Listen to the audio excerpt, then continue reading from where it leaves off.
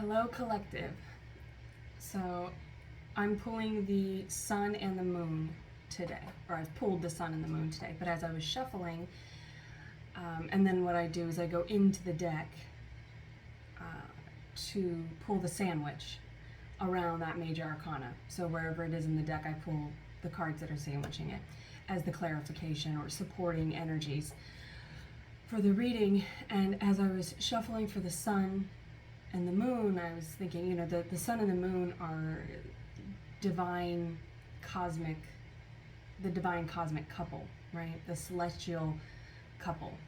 And then the emperor and the empress are the divine couple in the terrestrial world, right? The masculine, divine feminine. And so I was pulling the sun, and then the emperor came out with it, and as part of the sandwich. And then this Queen of Cups, which is Cancerian and moon energy. And so then when I pulled the moon, there's all this tumultuous fire and swords, fire and air, which is masculine energy. There's this tumultuous energy around. So just two cards away from the moon sandwich.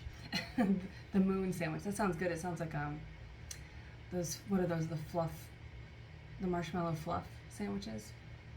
I don't know, I never had those growing up. But I remember kids that had them, they seemed cool, they seemed like they had it going on, because they had the Fluffernut sandwiches or whatever. We had peanut butter and mayonnaise.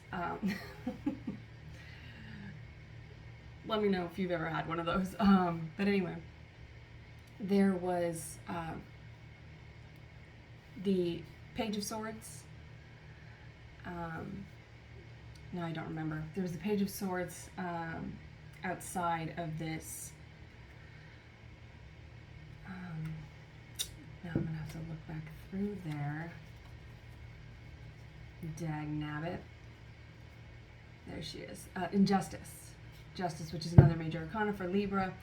So you could be the Libra dealing with a Libra, right? But justice is about balance, right? So there's something about on this divine union, right?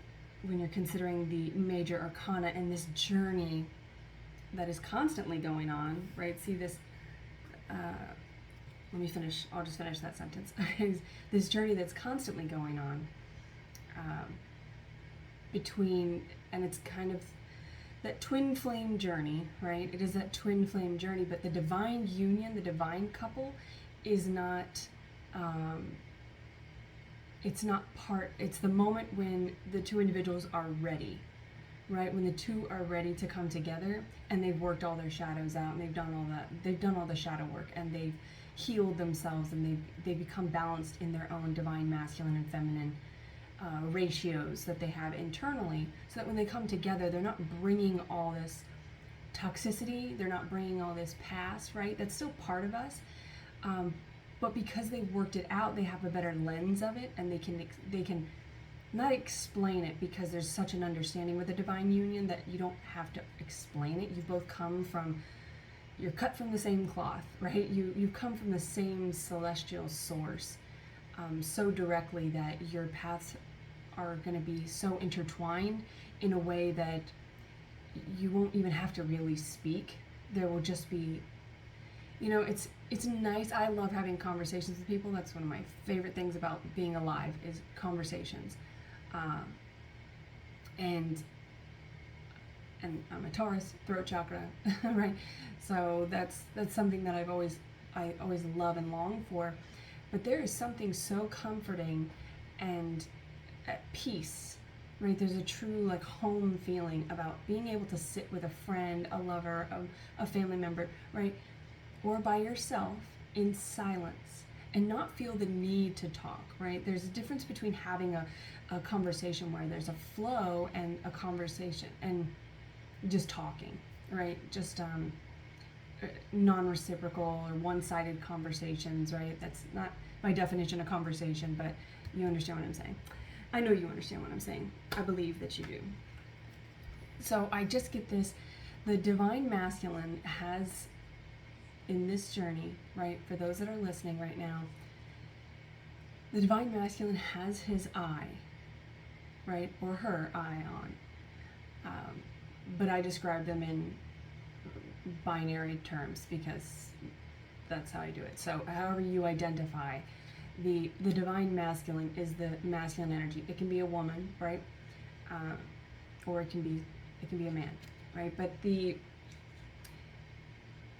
divine masculine pursues the divine feminine. That's the laws of attraction. That's the laws of physics, nature. The divine masculine pursues the divine feminine. So a woman can pursue a man, but she will be in her divine masculine. She will be in her masculine energy. Whether it's divine or not is up to the individual and their path, right? That's based on your own intuition, right? Sometimes we are born under a sign. Women can be born under a sign that is more masculine, right? So we just have that naturally masculine energy, or they could be born under a very feminine energy or element and still be influenced in a way by masculine energies, hyper-masculine energies, right? People who are out of balance that raise them, and they can shift into a more masculine energy, and that would not be in balance with them, right? That wouldn't be their nature, right? So sometimes if you're like a Sagittarius, you're mutable and you're fire. Mutable is air and water, right? So there's a duality there of being like leaning towards one or the other, of nurturing that fire sign with water, cooling it down, or you can stoke it up with that air, right? So that's just a side note about that. I feel like that's necessary for this individual, right? Because I feel like I'm seeing a lot of wands and a lot of air, right? Swords and fire is air and fire, which is masculine energy surrounding this feminine, this divine feminine energy here, right? So there is, and then there's justice, which is Libra, which is cardinal air, right? So that's fire supporting air. That's still very masculine energy, right? And then there's the Page of Swords, right? The Page of Swords could mean that the feminine is watching a masculine, creeping up, and I feel like they could be watching each other. If this is a divine couple, they're watching each other. But the divine masculine definitely has their eye on the divine feminine. And this is a reminder. If you want to be in your divine feminine energy, right? If you want to balance that to truly be in a divine feminine, to attract a divine masculine, if that's what you're doing, then there's a need to not pursue, right? There's a temptation with all these wands and fire to shift into this masculine energy and pursue this individual. Stay in your moon, your feminine energy, right? And even Cancer, the moon. Cancer that's the planet that rules Cancer, or the celestial body that rules Cancer. We can call it a planet, why not? Because, I still consider Pluto a planet, and other people call it a moon or a dwarf planet, but whatever. It's a celestial body that rules Cancer, and Cancer is a cardinal water sign, which is fire supporting water, right?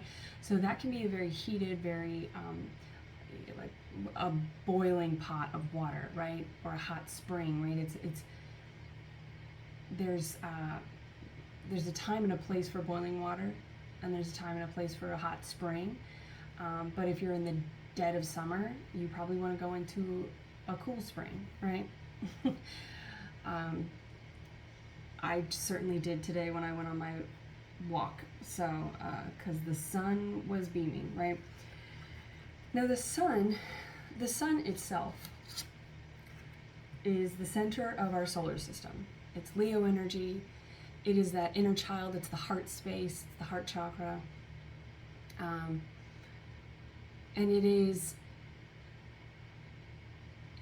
it takes the sun for things to grow, right? For things to grow in abundance, right? It takes that divine balance. But the sun, it can also burn you, right? It can also burn you. It can also be overheating, right? So the challenge here with the divine masculine is to go into temperance, right?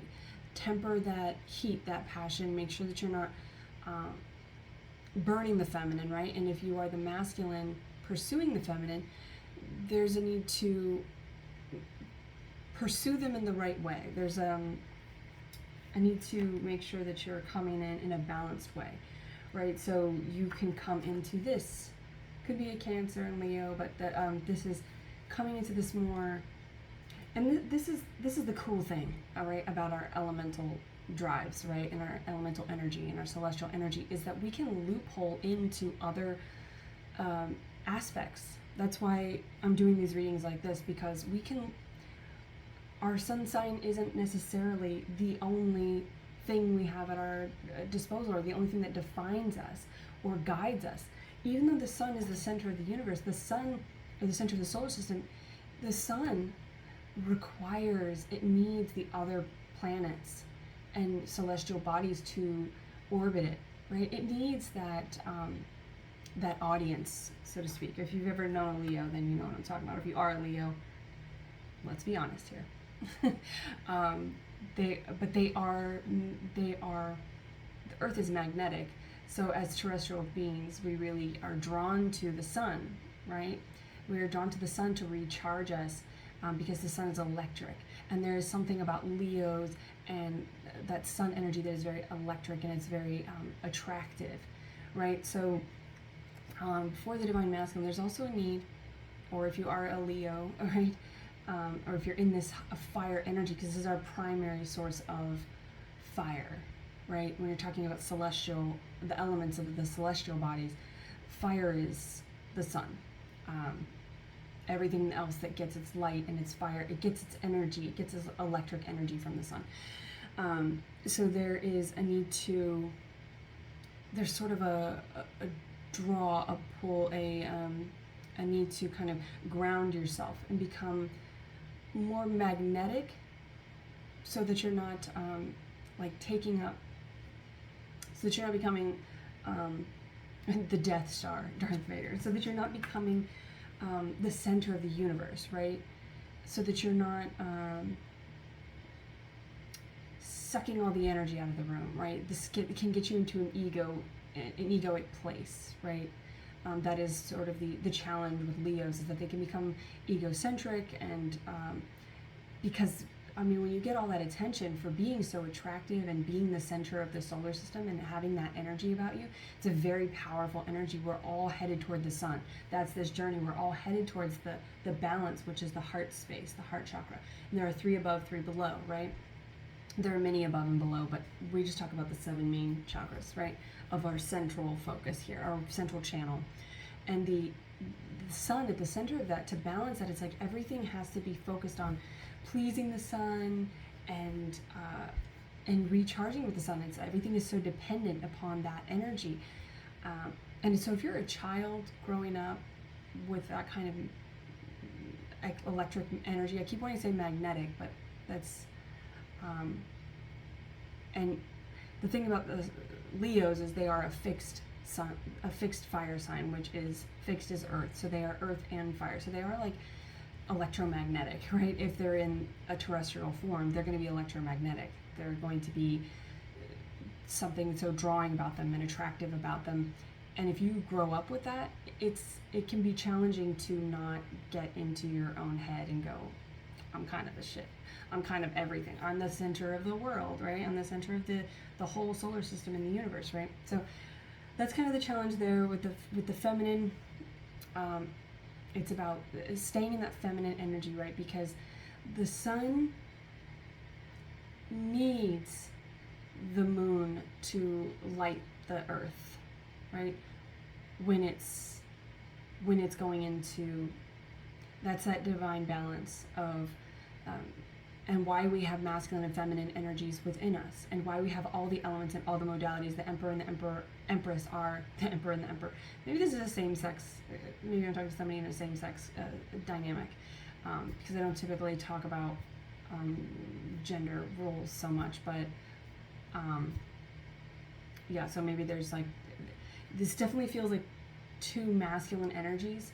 So even if it's not same sex, I feel like it could be just like I was saying, the divine feminine is in a very masculine energy, and even maybe the divine masculine is in a more feminine energy, right? Because they're trying to receive. Because if they've got that, the sun, I'm the center of everything. Like everybody should come to me. So the masculine could be waiting for the feminine to pursue them, but that's the twin flame journey. That's the Hollywood twin flame journey, right? That is not that's not the divine union. The divine union is when the divine feminine holds their ground as the divine feminine and waits to receive. There's a patience, a nurturing patience, and a waiting, and then the masculine gets off their ass. they get into their fire, masculine air energy, right? They fuel that fire and they pursue the feminine, right? And they come in correct. And then there's that meeting where it's like, okay, we've worked all our stuff out. If you come in out of balance, you could still be divine counterparts, but it won't be a divine union, right? You're more in that twin flame journey, and it's going to be very hot and heavy, and it wouldn't be the right time, right? I don't know what the statistic is, but I believe it's in the 80s after people get divorced within a 10-year time frame or something, 8 to 10 years, I think it's something with 8. Again, strength and Leo energy and that cycle, right? But to break that cycle, you have to come to a place where you're not repeating what you saw growing up. You're not repeating what you've done in the past, right? So this is a cycle for you, and that's why the divine union is the most challenging, because it really, and that's why the twin flame journey can be very challenging, to hold your ground, because you want to come in because it's easier, and because there is that magnetic and electric attraction. You guys are very you want to be together, right? But it's kind of like the new moon. You don't see the new moon, right? Because it's hidden. It's that moment where everybody has to go to their corners and pause. But the statistic is like in the 80s of people that get back together after getting divorced. So yeah, it's like there's a high rate of divorce, but a lot of them will get back together. And so there is, and maybe that's the case with you. Maybe you're going to be getting back with somebody that you were married to, but I don't really condone going back, just personally, but because I believe that you can shift the energy, and if that person was close to what you want, it's not so much the divine union is not so much about the person putting all the pressure on a terrestrial body to be your person, right? It's their celestial energy is moving and transmuting through these relationships and through these other terrestrial bodies until you get to a place where it can be new. That's how I view it. So take it or leave it. But the divine masculine, divine feminine here, it's like the masculine needs the divine feminine to come into a place where she's in a more see, I wanted to say where they're in a more so yeah, it could be non-binary, or you could just be struggling with your own identity, or your own masculine energy, divine masculine and feminine energetic balance, right? That could be the struggle here. And that is kind of the struggle constantly between the sun and the moon, right? The moon lights up the sky when the sun is sleeping, right? So it's like, that's how relationships work, right? Sometimes, and especially if you're independent and single, that's also the challenge, because sometimes the divine feminine, right? Sometimes the feminine has to go into, I'm only talking about divine, so when I say feminine or masculine, that's what I'm talking about. I feel like I just say divine so many times that it's like, it just becomes kind of obnoxious and redundant. But the feminine will need to get into their masculine energy sometimes. If you're single, right, maybe you have to do those things. You have to pursue things. You have to be in a more active energy. You have to go to work. You gotta, protect yourself, right? You have to be your own protector, and activate your energy in a masculine way. And same with the feminine, or with the masculine.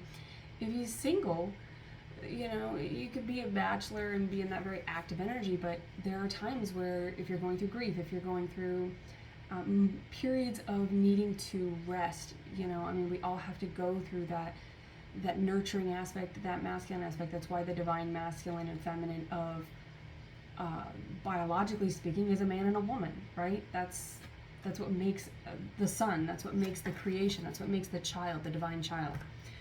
I guess I'm just gonna keep saying divine. Anyway,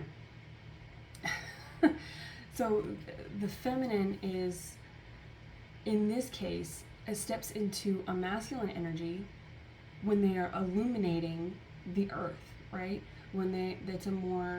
It's so, these terrestrial beings, we can see our way at night, right? And the moon draws her energy from the sun. That's where she gets her light from, right? So in the union, in the D union, the D, yeah, maybe something with divorce here, but anyway, with the union there is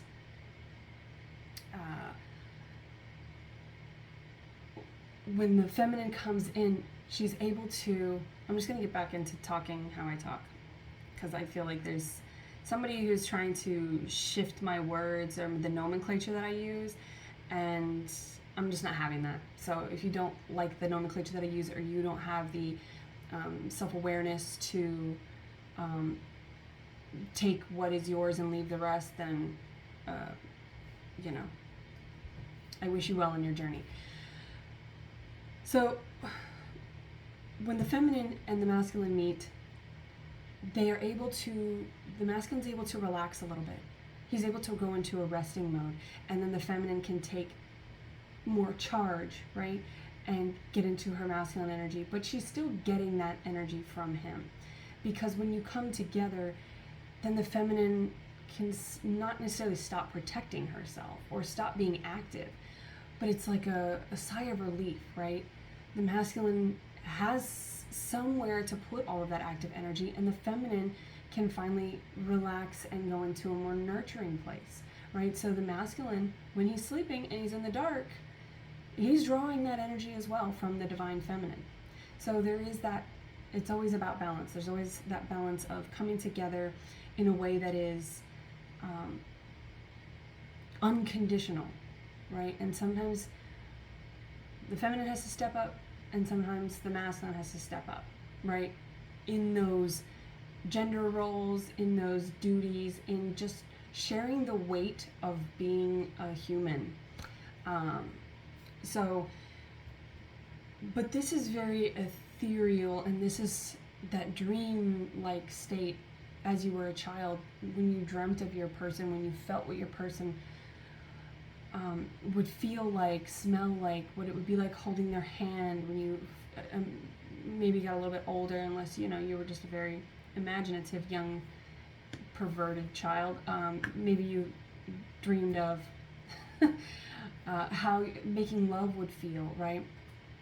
So when you, and if not, then that is going to be, you can use masturbation and self-pleasuring as a way to manifest and to hone into your person's energy. So that's just a side note there. So that is the advice there. But with the emperor is very much the divine masculine. But he can also be a little bit stubborn, right? So if you are dealing with a Leo, or you are a Leo, that fixed energy, right? This person can get into a fixed energy and be kind of stubborn, right? So any of the fixed signs or fixed energy earth signs can sometimes be Capricorn. The emperor can sometimes be Capricorn, and Aries. Aries is the main one. But the I had a point that I was making until I got out of my own way there.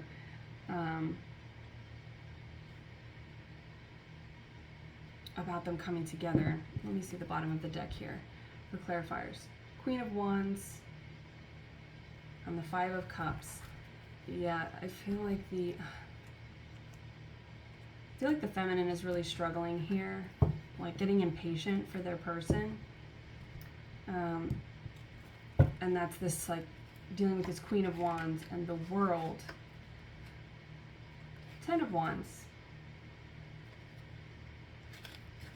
Page of Pentacles. Coming into a grounded earth energy. Oh, the cool thing about the elements is that we can use them to shift into the modalities of other signs, right? They're like little wormholes, loopholes, right? We can kind of peek into the lives of others, and not in a black magic type of way, right? Return to sender.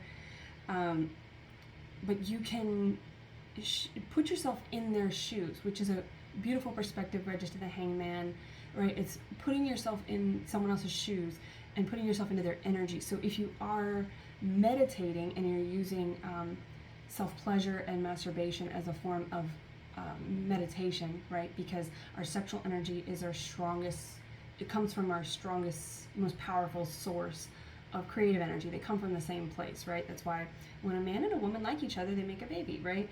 That's this sun energy here.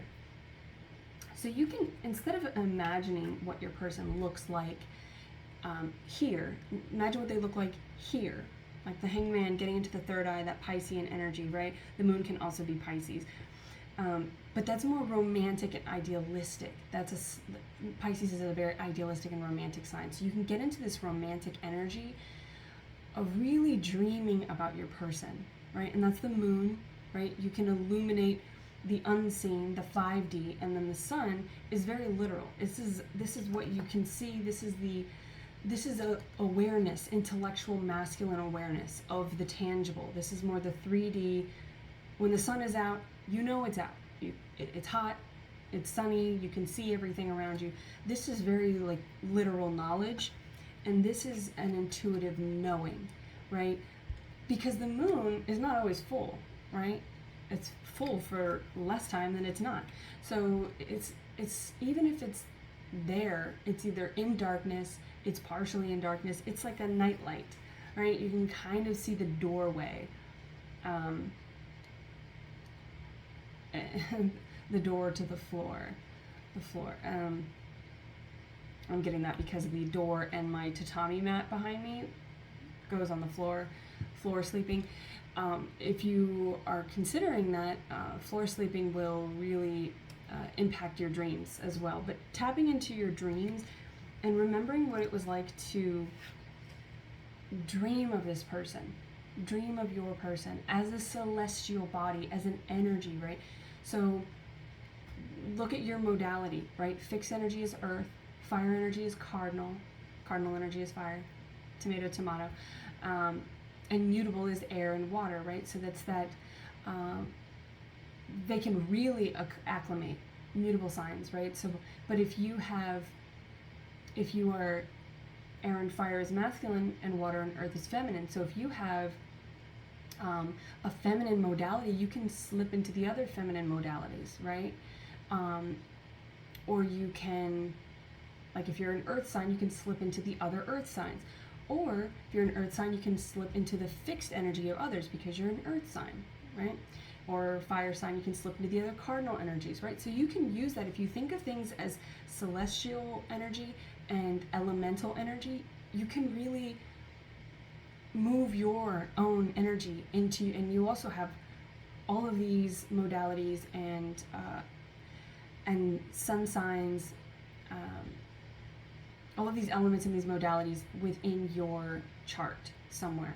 And then you can allow yourself to be influenced and inspired by people around you through this loopholing process of mirroring and reflecting, and really tapping in through the third eye, tapping in through the intuition, and that's empathic, right? When you become an empath, right, which I believe we all are born into this world as an empath, and then that gets fractured along the way, and then it gets diagnosed as bipolar disorder, but really you're just influenced by the energies around you, so you can wield that power. Maybe that resonates for somebody, about your diagnosis or your identity, right? There's something that you're identifying with that is not about you need to think about it in a broader way. You need to think about it in a more celestial, cosmic way, right?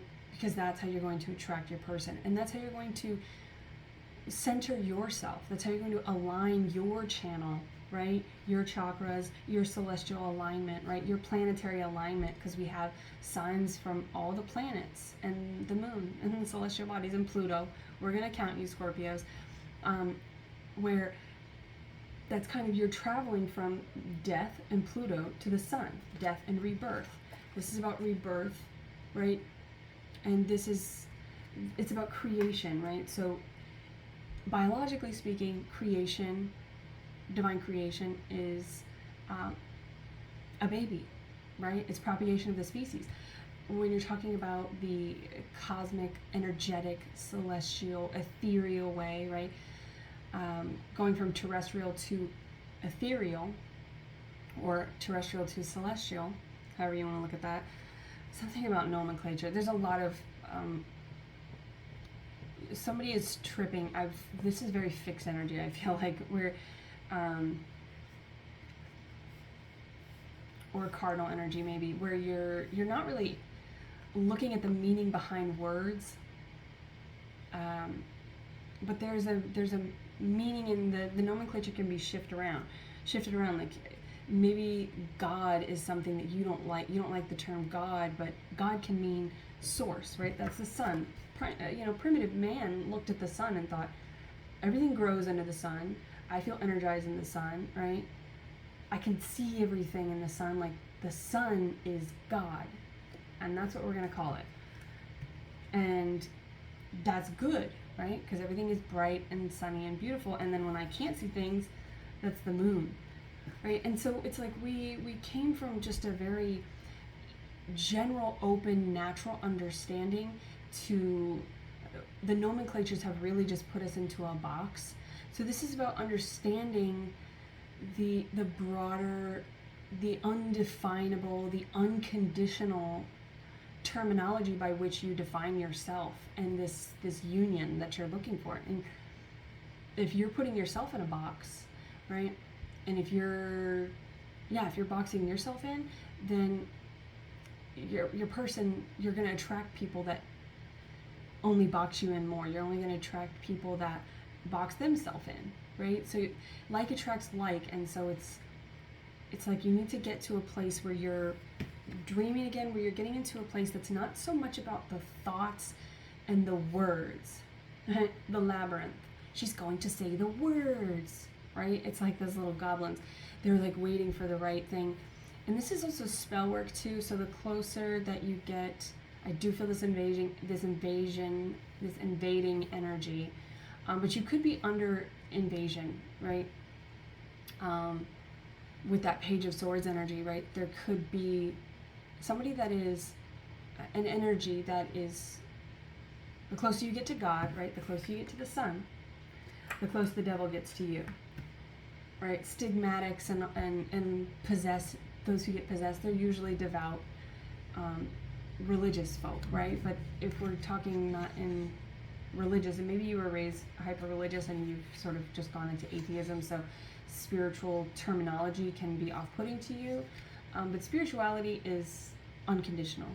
Religion is conditional. So whatever you call God and the devil, or good and evil, or dark and light, or shadows and the sun, whatever you call these energies, there's an invasion. It's trying to come in and cloud your mind and put you in a place where you box yourself back up, right? This also reminds me of like the Schrodinger's cat. There's a meme of the cat like Schrodinger, and it's a cat jumping out of a box, and they've captured the picture where it's like this. But yeah, regardless of whether somebody looks at you now or later, we know the inevitable fact of that poor cat in the box, right? And animal testing, please. So get out of the box because it's radioactive. There's chemicals in there, and that can be a lot of things that are clouding you as well, right? Getting into a more natural state, right? Obviously, getting back into a feminine energy, getting into the chemicals that we have, that we put on our body, that we clean our house with, from our deodorant to perfumes, it's like the sun and the moon are so, it's like the butterfly and the moth, right? And moths recognize their partners, right? Their match, their mate, from miles away by pheromones, right? Now, pheromones tell us, right, when we were early man and woman, when we were early,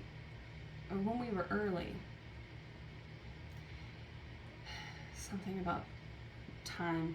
Anyway, yeah, there's a lot of like chaos and interfering energy that's trying to distract you from this union, that does not want you to be happy. So it could be somebody from your past, could be somebody that you divorced from, right? That's and that could be energetic divorce, right? Maybe not a literal, maybe you were never literally married. I feel like I need to clarify that, right? But the energetic divorce, the ending of a relationship, right? So maybe just an ex could be trying to come back in and distract you, and could be that like devil on your shoulder, making you feel like you should go back. The divine path is forward. It's forward, right? Sometimes it goes left, sometimes it goes right. It's windy, but it's forward. So it's all about decisiveness and choices, not, oh, I'm scared, this is foreign, this is new, let me go back, right? So yeah, return to sender. I'm gonna have to sage in the house. Like getting into a natural state, because there's this chemical warfare going on, right? Here's my conspiracy theorist coming out. This chemical warfare is like, it's distracting us from our own immune system. And how do we know our immune system? How do we know if we are doing okay? By our own pheromones, right? So when we put on these deodorants, we put these chemicals into our body, and they influence our hormones. We are all hormones. Everything is a signal, a hormonal signal, and release. It's all a loop of information. And so there is, I'm going to not get too far into that, but it's like there's a distraction. There's something that you have around you that you're ingesting, something that you're listening to, that is interfering with this knowledge, this true knowledge, this intuition of self, this feminine energy, right? And the masculine can use this too, but I do feel like this is the feminine, right? This is the feminine energy that's really struggling here, that has all these swords around them. See, it's like these are trying to come in, and this 8, right? It's like this 8 of swords is trying to block you from the 8 moving forward. And yesterday's reading, I got 8-8, that's Lion's Gate, and that's the doorway that's moving forward, and going into a new cycle and releasing everything from the past. And so this is like the past trying to come in and get you, this lower vibration trying to come in and get you, and you're jumping out of that box. And see how their mind, now this can be like sleepless nights, right? You could have disrupted sleeping because maybe something in your room is interrupting the way that you sleep. So back to pheromones, we smell ourselves when we are sick, right? We have a certain smell. Have you ever smelled yourself when you are sweaty, when you've been eating poorly, right?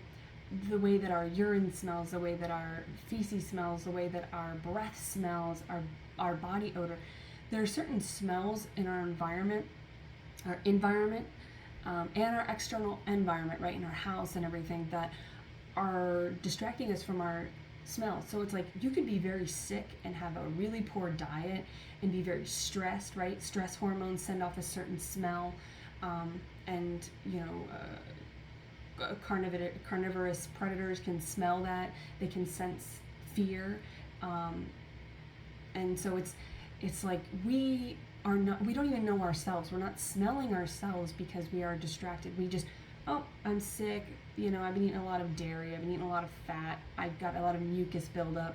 My BO smells sour. But I'm just gonna put this, aluminum heavy highly perfumed, synthetically perfumed deodorant on, and then no one will be able to smell me, right? It's like Bath and Body Works. Like, maybe you smoked cigarettes or pot when you were in high school or something. You sprayed that on you like it was going to distract from that, but there's no covering up, like, there's no covering up the fact that now you just smell like Paris Hilton smoked a blunt, right? So it's like, but your person is not going to be able to recognize you either if you're not in your energy, if you're not in your most natural state. All right? And this is kind of whatever for a lot of people, but I feel like if you stuck with it this long, it speaks to you and you get what I'm saying. But this is like, typically I get a lot of like anxiety and all that, but I feel the positive energy of this, right? Because the challenge of it is not sleeping well, right? Melatonin, maybe something that your circadian rhythm is off, right? Because you you're like, if you have false light at night, right? Blue light, you have this false light at night, it helps you stay awake. What does it help you? It makes you stay awake. And so it messes with your circadian rhythm. And so it's like, and then you can put these blackout curtains up so you don't see the sun, right? So there's something about getting into the natural flow, tapping back into that circadian rhythm, right? Of waking with the sun and going to sleep, right, with the sun, like syncing yourself up with the sun. The feminine follows, the masculine leads, right? So it's like, if we want to get to the sun, we have to let the sun lead us. We have to let the sun be in its masculine energy. We have to let the sun lead us. And so we have to follow, but not pursue, right? So you can follow the masculine. But if you're in a masculine energy as a female, then the masculine is going to pick up on that, right? They're going to sense that you're not ready to follow them. You're not ready to let them lead. And so they're going to be off-put by that, right? And it will put them into their feminine energy, because if I'm not needed, and a divine masculine that's in their feminine energy can turn into a shadow, right? That's how it works. If you're not in balance, then you're in a shadow, right? a lot of energy here, but this I get, right? That's the, like, get yourself, your sleep system, come out of your head space, right? Come out of your overthinking, right? There's a lot of overthinking. And just, this person's kind of like, oh, they look sort of like they're being sucked up into the moon, but it's like the moon is saying, just let me lead you, let me lead your feminine energy, which is that the moon, which gets its light from the sun, and at night when you're dreaming, right? So this is kind of you allowing your head space to go up into the sky, like let it go, and then that way you're not distracted. You're just in your feminine energy. You're, all those swords, all that masculine energy can go away. Thoughts can go away, right? With meditation, this is what we do. But this is more like samadhi. This is like getting into such an ethereal release, because meditation is about focusing the swords. That's Four of Swords. That's more focusing the swords, and focusing your mind on one thought at a time, right? Like Horton Hears a Who. It's the father of the 99 kids. Just give 1 second to each kid, and then they won't be going like, mommy, mommy, daddy, daddy. They won't be screaming at you. Your thoughts won't be just invading your mind all the time. That's what happens. That's why we get errant thoughts and our mind gets out of balance. And if we are empathic, which we are, right? I get that. So you're going to be picking up on the thoughts of others. So coming off of social media, maybe doing like a tech fast, or just turning your phone off, putting it in airplane mode, like let it go, so that all of that external energy isn't trying to invade your pure space that you've created, this feminine comforting space, that Virgoian and yeah, kind of like the virgin hermit energy, right? It's very purifying your sexual energy, purifying your feminine sexual energy, and masculine, right? You can't just be out here calling yourself a divine masculine if you're out there just like wandsing it up, right? Throwing that wand everywhere too. So this is like coming out of casual things. This can also be the internet. This can be messages online, right? If you're on like dating sites, if you're just dating organically, right? You're meeting people organically. I don't know how the hell you do that anymore. But if you are, then you could just have a lot of messages from people, past lovers, right? Change your name, change your number, hide your kids, hide your wife, right? Like maybe starting a new account, a new page, right? Deleting all the old numbers, maybe changing your number, right? Moving, getting into a place where you're not, this is 7 of Wands, but this is 8 of Wands, right? No, this is 7 of Wands, but I'm getting a 8 of Wands from this, which is like pursuing a new path. Just going forward on the path that you're on, unless that path is somebody else's path, right? Unless it's a path going backwards, unless it's a path that has got like poison ivy everywhere, right? So there's something about purifying, like purifying your water, your air. Do what you can in this terrestrial world to cleanse your space, and purify your space and make it virgin again, right? Something about make yourself virgin again. And maybe doing because if you are masturbating, if you're self-pleasuring to porn, or to even thinking about crushes that you have, right? Or past lovers, right? You're giving your energy to them. You're giving your thoughts away to them. And that is going to deplete your energy. And they still have access to you. You're still keeping that doorway open to them. So you need to close the door to the past and open the gate to the future, right? To the now and the future, right? And then we already looked at the bottom of the deck here, and I think there's enough going on here. Yeah, there's a 10 of Wands. Ooh, 10 of Wands together. They came out together. Mirroring each other. That's ending casual relationships, lower vibrational stuff, overabundance of technological influence.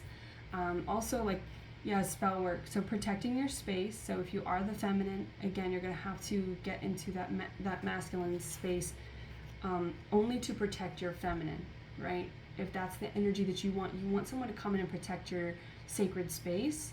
You want that divine masculine to come in, your partner, your union, then you have to do it first. Like attracts like. So if you're not protecting it and you're letting all these old people come in, all these fuck boys and whatever, like come into your space and message you, and you're still giving them your energy, right? As a divine masculine, as an emperor who's a boss of their own energy, why the hell would I want to deal with that? I wouldn't, right? So like, get it together. Like, hold yourself accountable for what you said you wanted, all right? And that's it's not easy, right? But easy is typically, especially for the ego, when we make things easy on the ego, it becomes conditional. It becomes shadow. It becomes our shadows. It becomes it's just easier to stuff stuff in the closet and shut the door. But when you have to pull everything out and do the work and inventory and be accountable, and it's going to, instead of giving your energy to others, give it to yourself. Give it to your self-inventory. Give it to the excavation process that it's going to take for you to be aligned with this person. And that's that full moon energy, right? It's like, the sun and the moon are always like dancing around the earth, right? And the earth can be the terrestrial, the physical, the ego. And so it's like the sun and the moon are these, where are you, I love you. I mean, they don't move like that, but but it feels like that. It's like they're like dancing, you know, around this earth, and the earth is blocking them most of the time, except for, and that's that twin flame journey, that's that push pull runner chaser thing. It's like, where are you, and there's only a little bit of illumination on the moon, and then the sun is like you know, the runner. It's like the moon's trying to chase the sun to get that perfect balance, right? But after, and that's that waxing process, right? They're like building up, they're chasing, they're trying to get that energy. And then the new moon, it's like or they're waning, their energy is going because they're chasing. And then when they come into a place of I hope any of this makes sense to you guys. They come into the new moon where it's like, all right, I'm going to go into darkness. I'm going to go into my feminine energy. I'm going to go into my hermit energy. I'm going to do this work on myself. I'm going to just focus everything internally, and I'm not going to chase the light of anybody else, even the person I think is my divine counterpart or my twin flame. Doesn't matter. And then they can start to rebuild, right? Then they're waxing again, and then they wax up to the full moon. And only then, when you rebuild from that place of lack, it's perceived lack, right? That waiting is not really, that's the temperance, that's the hanged man, that's the hermit, that's all this very mutable energy. Those are mutable signs, right? Sagittarius, Virgo, Pisces. And if you want the lovers, right, you can slip into that mutable energy of the lovers, which is Gemini, which is mutable air, and that was previously or formerly called the dancers. So that dance is the twin flame journey, and then the full moon where they're fully illuminating each other, right? It's like, oh, now I see you. And when you see them, it's that moment of silence, and then there's that release. Then the wax, or then the waning process. Then the wax. Words. She's going to say the words. And then the waning process becomes a release versus a draining. It becomes a release where it's like, I can let go. And that's like what I was saying, where when they come together, the divine feminine can finally relax and finally release all of that masculine energy of doing the work, because it takes active energy. It's just the feminine is leading that work versus the masculine leading that work. Where it's like, if you're a workaholic and you're working for other people, then it's masculine leading a feminine energy, and for a divine feminine, that's a shadow aspect, right? Doing that nurturing work, because it all takes work, right? It takes work to nurture yourself, especially if you're a child of chaos, which I know you are. We are the divine cycle breakers always are, right? Because if you had a balanced childhood, then you likely wouldn't need to break that cycle. You wouldn't feel the need to. So it's that the need to match up with your counterpart and shift the collective comes from a place of great lack, right? It comes from a place of neglect and sorrow. It comes from that darkness. It comes from that period of waiting because you were forced to. It comes from being a victim, and then you want to be a victor, right? So you have to do this work, and you have to go back through your childhood.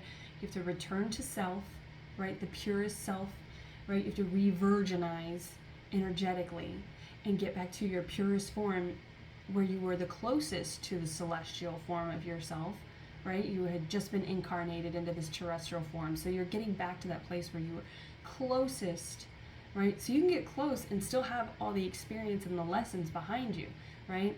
That's the infinity symbol. It's the loop back to self, back to center, back to the joining. So, and however you view time and lifetimes is relative, right? But even if you view it as linear, if you view it as spherical, spiritually speaking, and cosmically speaking, it comes back on itself. So that's that return to self. All right, I think that's enough. I'm 54 on the clock, but I hope there is something in there for you on your divine union journey, or if you're a Cancer, Leo, you have those heavy in your chart. Those are the signs and energies that we were talking about. And really nurturing the feminine, purifying your energy, getting back to nature so that you can understand yourself. You know what's going on within. You're tapping within. You know what's going on in your immune system. All right, your energetic immune system, your literal biological immune system, right? We need to know what's going on, and you can only do that by that inventory, that hermit mode, that waiting, that patience, that inversion of looking at things from a different perspective. And that takes temperance, that takes the hermit, that takes the hanged man and the tower, right? So if you don't do this, right, if you don't pay attention to your immune system biologically, a tower will come in and that will be sickness, right? Because you weren't listening to your body. And if you're not doing that energetically, a tower will come in, right? So it's like you can complete that lesson, right? You can beat that boss one way or another. So you can do it under your own free will, or the universe will do it for you. And I mean, either way, you're gonna get there. The union's gonna happen because it's divine. It's going to happen, but it's going to happen in a way that is. It's not going to be comfortable or easy either way, right? But you can either rise to the occasion through strength, or you can feel like a victim and go backwards and come off of your divine path, and then the union won't happen. Then you might match up with your twin flame, right? You might match up with somebody who is you're likely gonna. So the way that I view it is, if you meet up with your twin flame, right? Like, all divine unions are twin flames, but not all twin flames are divine unions, right? If that makes sense. So if you meet up with your twin flame, before you are both divinely aligned, right? Before it's that time, divine timing, it's the only true time, then you'll actually be a karmic. There will be a karmic soulmate, right? So they're there to really challenge you and put you into your place, put you in your place, and not, it's the universe working through somebody that you think you're right for and is right for you, but you're thinking in the 3D, and this is about feeling in the 5D, right? Getting into a place where you can feel in the 5D, and so you have to tap into what's going on in the 5D, or what's going on in the 3D, so that you know what is in your way of receiving that divine information, that 5D information from source. Okay, I think there's something in there. Until next time, I wish you well.